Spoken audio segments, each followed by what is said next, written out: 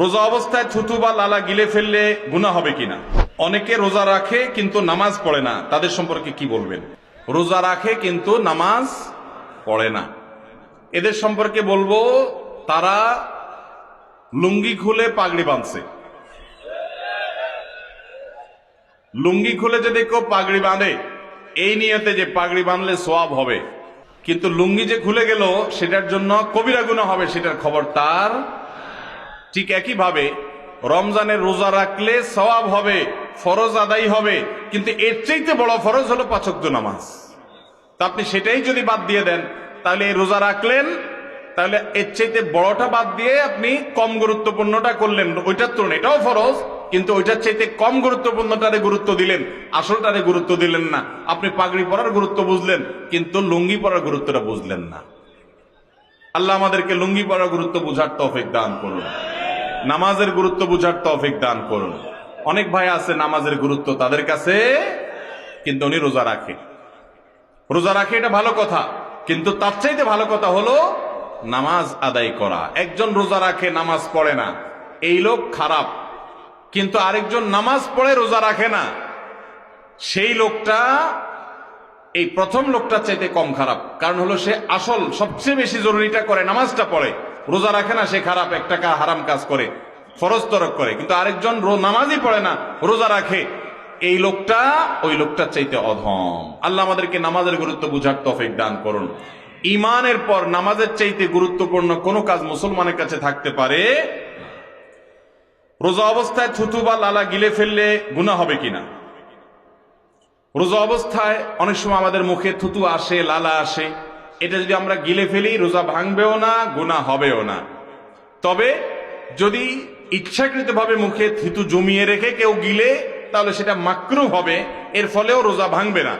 নতুন যখন মানুষ রোজা রাখে, বিশেষ করে পিচ্চি পোলাপান যখন রোজা রাখে, দেখবেন ঘন ঘন শুধু থুতু ফেলতে থাকে, কারণ সে মনে করে থুতু গিললেও রোজা ভেঙে যাবে।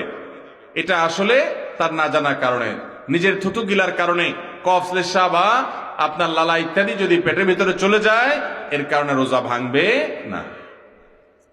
কিভাবে চোখের হেফাজত করা যায়? খারাপ চিন্তা থেকে মুক্ত থাকার উপায় কি?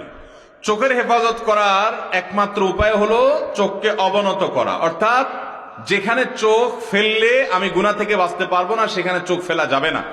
ফেসবুকের যে পেজে, যে গ্রুপে, যে আইডিতে খারাপ জিনিস আসে, বেপর্দা নারীর ছবি আসে, সেগুলো দিকে তাকাও, সেগুলোকে আনফলো করতে হবে। এটা হলো নিজেকে নিয়ন্ত্রণ করা। আল্লাহ বলেছেন কুল্লিল মুমিনিনা ইয়াগুদ্দু মিন আবসারিহিম ওয়া ইয়াহফাযু ফুরুজাহুম। হে রাসূল, আপনি ঈমানদার পুরুষদেরকে বলে দিন তারা যেন তাদের চোখগুলোকে নিয়ন্ত্রণ করে, দৃষ্টিকে নিয়ন্ত্রণ করে, অবনত করে এবং তাদের ইজ্জতকে, সম্ভ্রমকে, লজ্জাস্থানকে হেফাজত করে। অতএব আপনি চোখের হেফাজতের জন্য চোখকে অবনত করতে হবে, চোখকে নিচের দিকে তাকিয়ে হাঁটতে শিখতে হবে, যেখানে সেখানে তাকানো যাবে না। আপনি জানেন যে আপনার কলেজে গেলে, আপনার ইউনিভার্সিটিতে গেলে, আপনি অমুক বাজারে গেলে, অমুক জায়গা গেলে চোখের গুনাহ হয়, তাহলে আগে থেকে নিয়ন্ত্রণ করার ট্রেনিং নেন, প্রতিজ্ঞা করে নিজেকে নিয়ন্ত্রণ করেন এবং অবনত রাখেন, নিচের দিকে তাকিয়ে তাকিয়ে যথাসম্ভব আপনি নিজের চোখকে, দৃষ্টিকে হেফাজত করার চেষ্টাটা করেন। আল্লাহ বলেছেন ওয়াল্লাযীনা জাহাদু ফীনা লানাহদিয়ান্নাহুম সুবুলানা, যারা আমার পথে আসার চেষ্টা করে তাদেরকে আমি অবশ্যই অবশ্যই আমার দিকে আসার বহু রাস্তা দেখিয়ে দিব। আল্লাহ আমাদেরকে সবাইকে চোখের গুনাহ থেকে বেঁচে থাকার তৌফিক দান করুন। এটা এখন মহামারীর মতো হয়ে গেছে ভাই, এটা থেকে আমরা বেশিরভাগ লোকই বাঁচতে পারছি না, ভয়ঙ্কর একটা পর্যায়ে চলে গেছে। নবী করিম সাল্লাল্লাহু আলাইহি ওয়াসাল্লাম বলেছেন, আমি চলে যাচ্ছি তোমাদের জন্য মেয়েদের চাইতে বড় ফিতনার বিষয়, অর্থাৎ নারীদের দিকে তাকিয়ে চোখের জেনা করে, মনের জেনা করে, নানাভাবে জেনা করে তোমরা ধ্বংস হবে। এই পথটা তোমাদের জন্য সবচেয়ে পিচ্ছিল এবং ভয়ঙ্কর, এবং এই বিপদে, এই ফিতনায়, এই গুনাহে বেশিরভাগ পুরুষরা পতিত হয়ে যাচ্ছে। এটা থেকে বাঁচার জন্য দরকার হলো মানসিক প্রতিজ্ঞা, আল্লাহর কাছে দোয়া এবং হারামের জায়গা থেকে দূরে থাকা। আল্লাহ বলেছেন ওয়ালা তাকরাবুজ জিনা, জিনার কাছেও যেও না, কারণ কাছে গেলে আল্লাহ জানেন বান্দা বাঁচতে পারবে না, পতিত হয়ে যাবে। এই জন্য আগে থেকে দূরে থাকতে হবে। যেখানে গেলে কোন একটা মেয়ের আইডি পাইছেন, ওখানে আপনি লাইক দিবেন না, কারণ লাইক দিলে সে লাইক থেকে ইনবক্সে চলে যাবেন, ইনবক্স থেকে আস্তে আস্তে প্রথম হাই হ্যালো করে এরপর আস্তে আস্তে তলে নামবেন।